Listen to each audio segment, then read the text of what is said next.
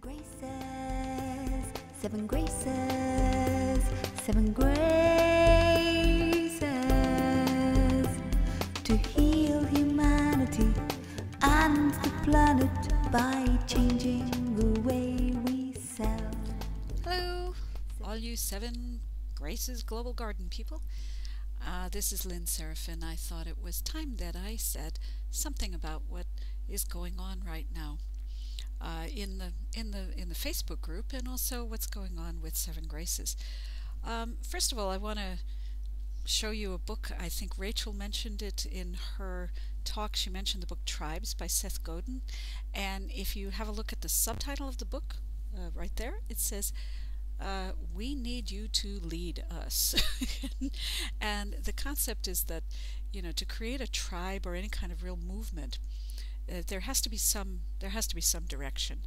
And there was some of you who were resistant in the Facebook group to the concept of leadership in the beginning, and I think that's because we have a concept of that leaders have to be someone who is bossing. We have this concept of management that is really an old paradigm concept. A leader is not someone who is pushing everybody in a certain direction. It's really somebody who's holding a space for a certain direction to happen, a certain energy and a certain impact to happen.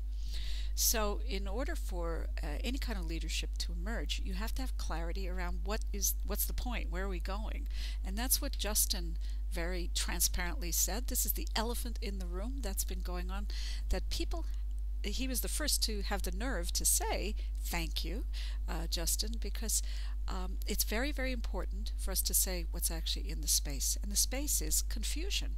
And just so that you know that you're in exactly the right place, I mentioned the book several times. I mentioned the book A Different Drum by M. Scott Peck. He talks about what's going on right now is the transition from what he calls pseudo-community towards becoming actual community. I know that all of you really are wanting to create community, and I believe that this confusion, this lack of direction, is making you feel like, oh, well, what's wrong? Something's wrong. Why shouldn't we know where we're going? The thing that happened to us on Sunday, where everybody kind of converged at a certain point, that was a beautiful moment, and it had to happen. It had to be allowed to happen, and whatever you did with that had to be allowed to happen. It would have been totally wrong for me to interfere with that process. So, but what you were feeling, that kind of euphoric lift, is really what Peck calls pseudo-community, in that everything is fine, everything is wonderful. No, we don't want to look at anything too real. We don't want to come down from this, and that can be actually damaging to a community going forward. So what is necessary at that point is for somebody to be the spokesperson to say, wait a minute, this isn't all working. This is not working. And then for other people to come in and say, yes, it's also not working for me. This is what's not working. That's what's not working. Now I want to point out to you that this took you less than a week to do. It took you 5 days to get to this point.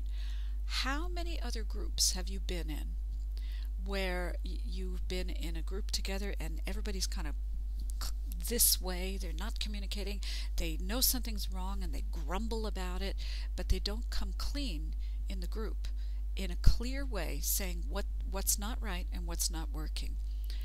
This is I believe what's just happened with us is a clear sign of the transparency that's in the group, that you can say what's not working, and this is the whole point. I feel very encouraged by the mess that I've been watching. I feel very encouraged by the whole process that you went through and you're still going through, and how it's coming together, saying, actually, this is what we need. We need leadership. We need a direction. We need something to know where we're going. What is this thing that we're doing? Why are we doing it? And of course, here we are. So let me tell you where I am with the project, and then let's take a step back and look at where all of you are in terms of the groups that you've been talking about, and let's see how they work together. Remember, I started the conference by saying, fasten your seatbelts. It's going to be a bumpy ride. And Rachel was saying, and I kept saying, things are not in a straight line. Rachel was saying things are in a spiral movement. I kept saying, enjoy the mess. This is what it's about. This is really where the creation happens. So don't be afraid of this. This is actually part of the process, and we're actually going through it really fast, or really soon, I should say, and I'm encouraged by it. And I think it's because a lot of you have done so much personal development that you've learned how to be clean and clear and transparent. So thank you for that.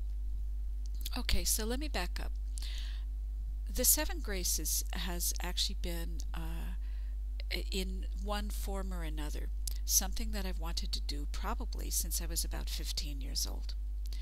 Ever since I was a child, teen, I wanted to start a school. Even some of my friends from childhood said, Lynn, you always played the teacher, you were always in the front and teaching, and I knew by the time I was 15 that I wanted to start a school for people to express themselves. Originally, I thought it had to do with music because that's what I was in. As years went by, I forgot that dream, and then only about 5 or 6 years ago, it came back to me again. And it came back to me when I left the educational sector, because I was a teacher, as some of you, I think all of you know. I think I did talk about this. I left the educational sector because, well, a number of reasons, but one of the main reasons was that I felt it wasn't teaching the youth anything of any value. I was teaching music tech and media and all those kinds of things, and the kids would come out in 20, 21-year-old or 22 years old, and did not know how to survive. They couldn't make a business out of what they were learning. And so I felt that it was futile. I felt that the only way I could make an impact on the system was to get out of the system. Originally, I started trying to be a consultant. I went in doing training for teachers, personal development training, and I realized that they really didn't want that. They were scared of it, and that wasn't going to work either. So I kind of parked that on the side. But then I did a visioning work where I saw a project where it was some kind of educational organization. Wasn't quite sure what it was yet, but I could tell that there were lots and lots and lots of other people involved, that I may have started it, but that there were many people involved to create this wonderful place where people learned how to be human.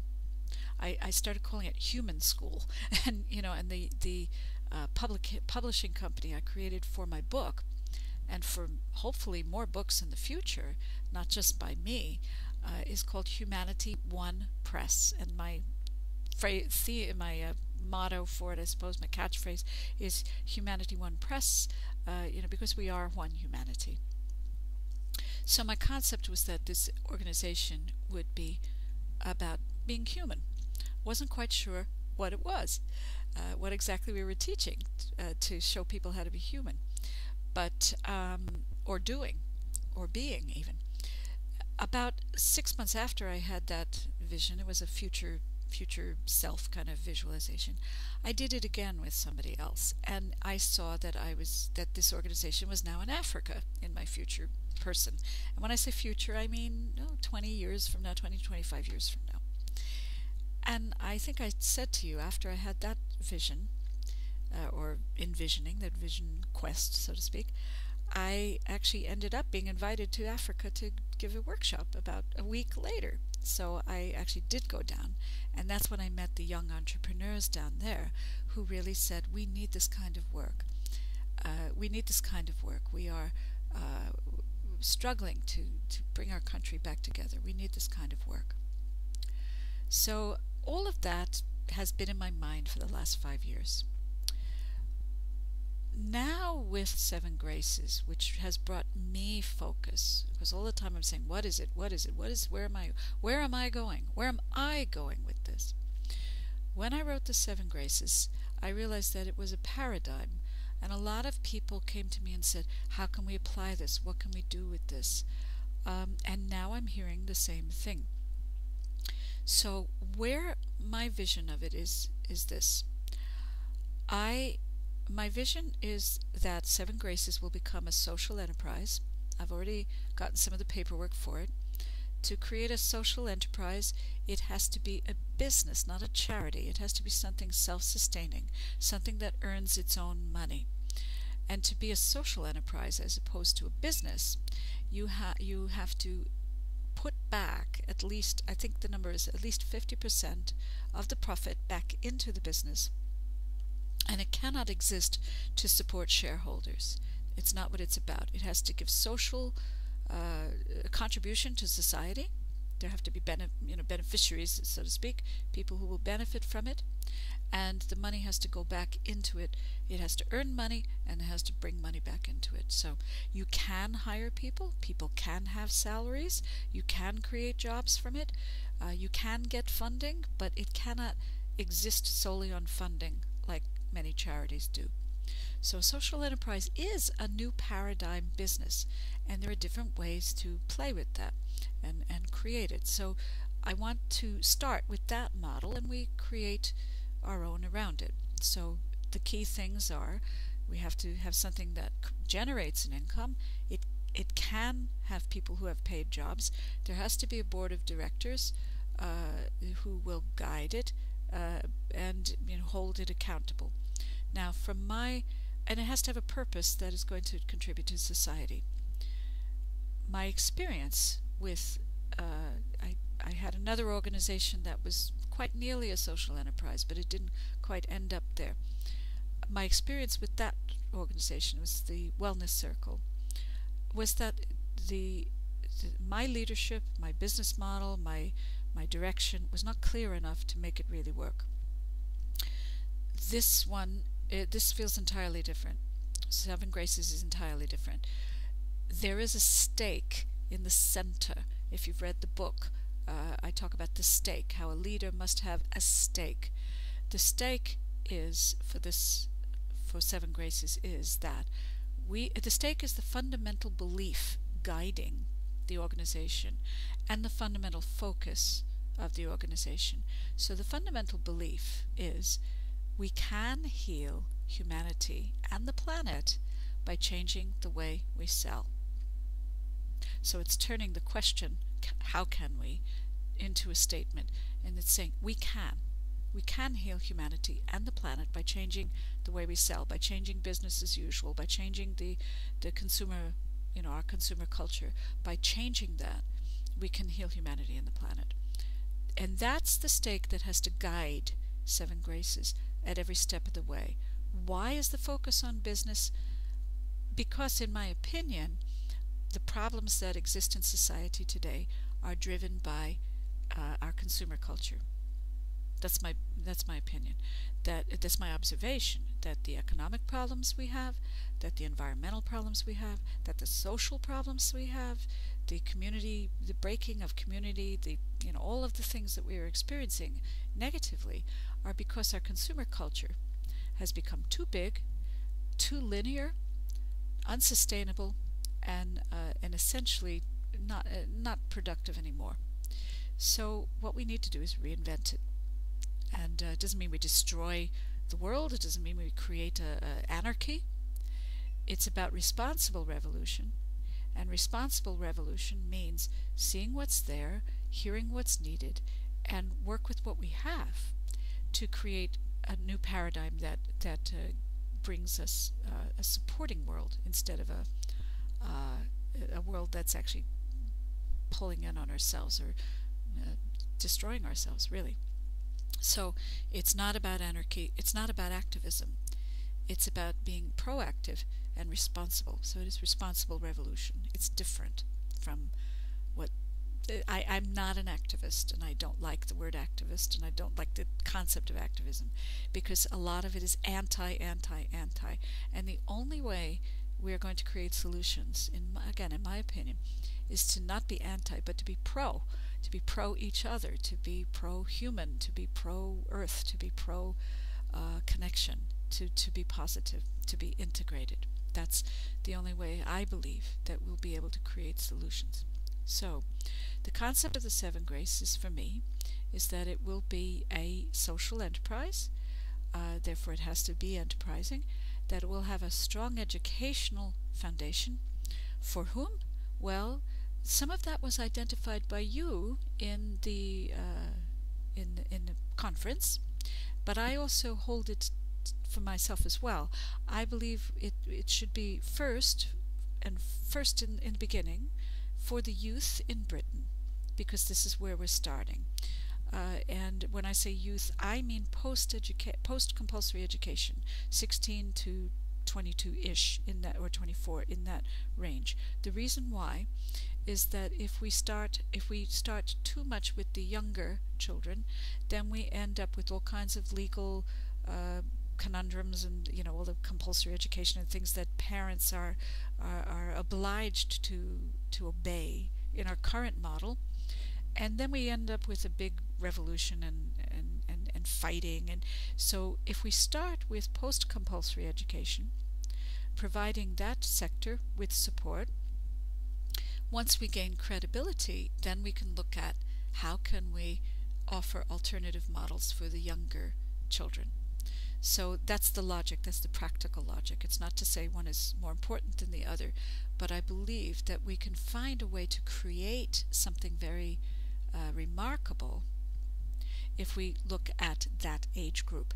As I mentioned to you, when I went to Slinky, that group, it was all 14 to 24-year-olds in that age range.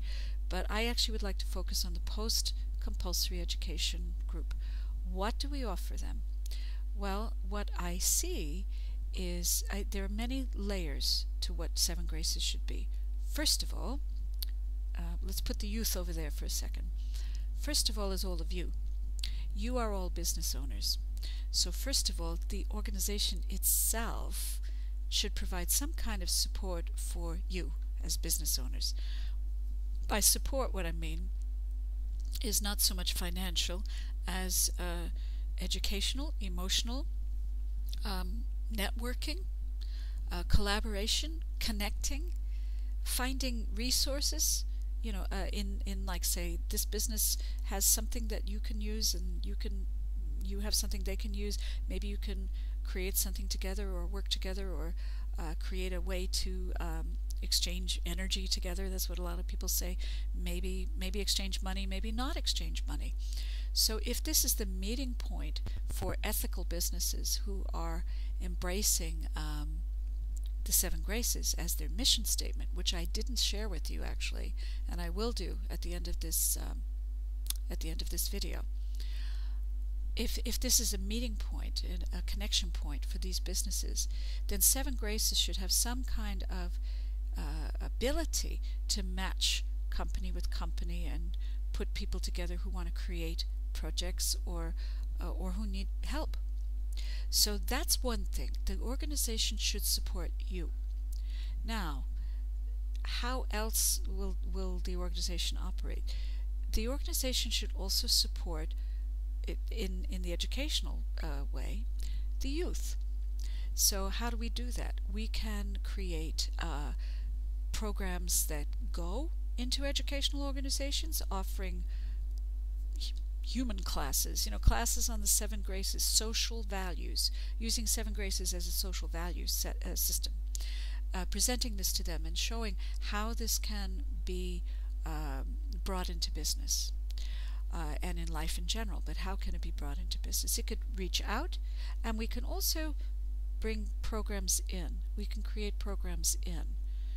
I would think going out would be kind of the more way to bring people in and get people into some kind of really integrated program. What I'm envisioning is that young people are educated on the social values and how those apply to business, but that also then they can learn skills with businesses, maybe your businesses, maybe other people's businesses, but any businesses that are ethically based, any businesses that say, yes, we buy into the Seven Graces.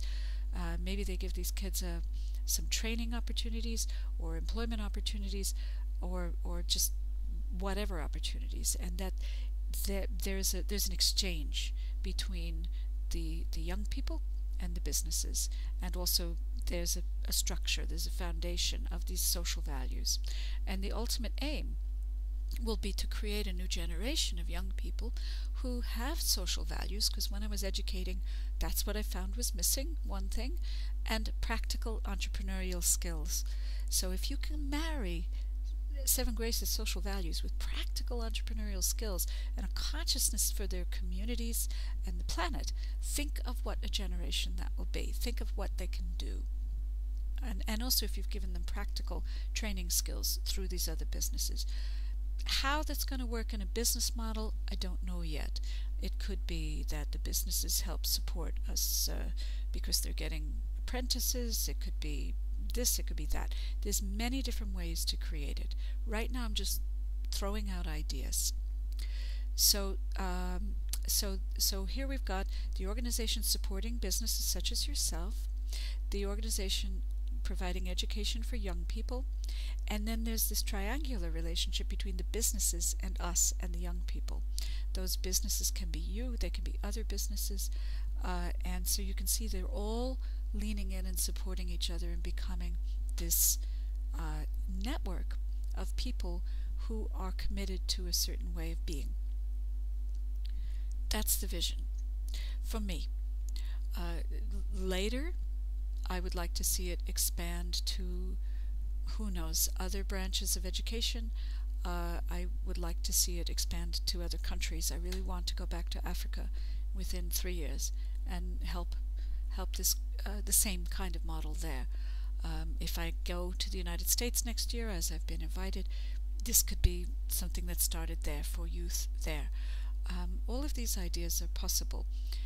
Now, if we look at the ideas that you have, that your groups have been getting, okay, I'm seeing arts and creatives, I'm seeing, I said some should be in PR and marketing, we have some in events, we have some in vibe, we have some in food. I can't remember all of the groups, I'm sorry. And of course children. Now, if we take the children one and focus for now on post-compulsory for the reasons that I said, for the reasons I just said, and it doesn't mean we're not going to address young kids, because as you know, my grandson's 6. I really would like to do something for that. But on a practical level, I think it's more logical to start with the teens at first, until we gain credibility, visibility, and mainly credibility, and also some strength in business. So if you look at that, and those who are involved in children kind of look from that framework. If you're in the arts and you've been talking about creating media projects and filming projects or whatever projects with them, how can those skills, here's the questions you need to start asking yourself, how can giving them these skills help them build businesses? How can we give them both, the vocational skills and business skills? Because they can learn vocational skills in college or whatever. Then what? What do they do with it? How can we help them bring it into a socially conscious business? And also, you know, and on entrepreneurship skills. So that's the challenge. How can we take those things and bring them into a socially conscious entrepreneurship mindset? Those who are in food, same kind of question. Food is so fundamental, especially the growing of food and interacting with local food and learning about it and living with it. How can we bring that into a place of working with the graces, the connection, the collaboration, all of those things? How can we bring that also then into socially conscious entrepreneurship? Food manufacturers and producers, food producers, local food producers, whether that's through agriculture or shops, is fundamental to the rebuilding of communities. So bear that in mind. Remember the stake, no matter what you're talking about. It's all about, we can heal humanity and the planet by changing the way we sell. So if there's food, put it in that context. If there's children or youth, put it in that context. If you're talking about events, it would be, I envision events to be one brand of event or type of event would be the outreach event, about how do we then go to the communities and speak and present and get them engaged. But then there's also the incoming events. How do we bring people to us so they can see what our beneficiaries are doing, the students are doing, or businesses are doing. How can we bring them together to meet each other? So events would be both going out to speak and to interact and to invite, to engage in inviting, and then the other would be, how do we bring them into our space so that they can all meet each other and we build that relationship together.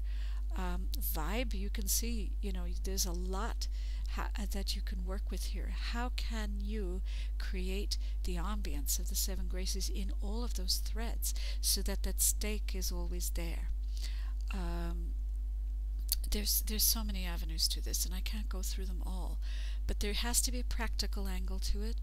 We're going to have to look at how it's going to be delivered. I want to start with one focus, and my idea is to start with that post-compulsory education youth to start. And once we see what we're doing and we make the mess and we go in the circular motions and here and there and we don't do it right and then we do it right and we figure out what we're doing, then we can open up to other things. But the other question that I really need you to ask yourself and ask me, answer me, is what, as business owners, because all of you are business owners, pretty much all of you, what can and should this organization do for you in terms of support? What do you want? Because that's the other factor. It's the youth, it's the businesses, and then it's the putting them together. What do you want from this? That has to be built into this. If that's not there, then I don't have a community of business owners who are going to support the other projects. So this is not a request for you to all give up your businesses and become 7 Graces bandwagon and work for 7 Graces. That's not what this is about. This is about creating a space for you to thrive as a community. Some of you will come and work on this. Some of you might even be employed by the organization as it grows.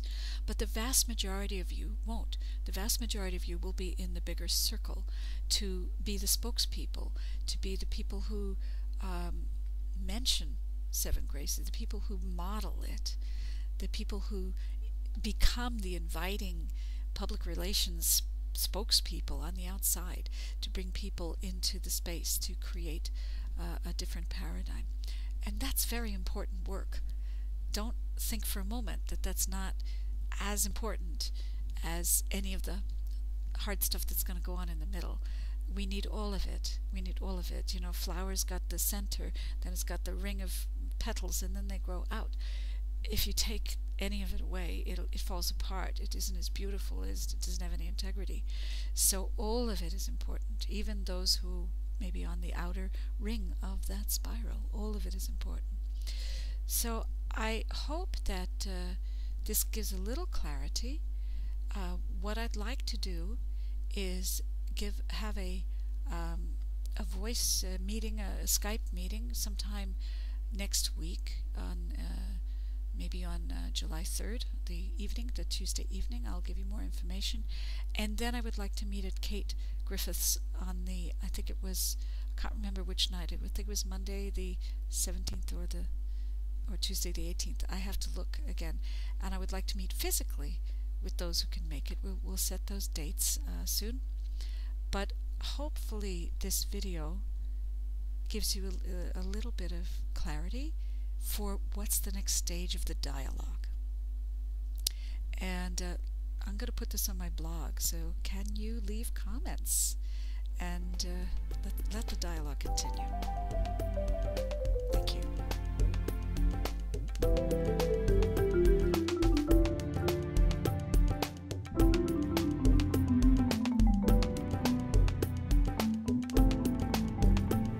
Seven graces, 7 graces, 7 graces to heal humanity and the planet by changing the way we sell. 7 graces, 7 graces, 7 graces. Allow it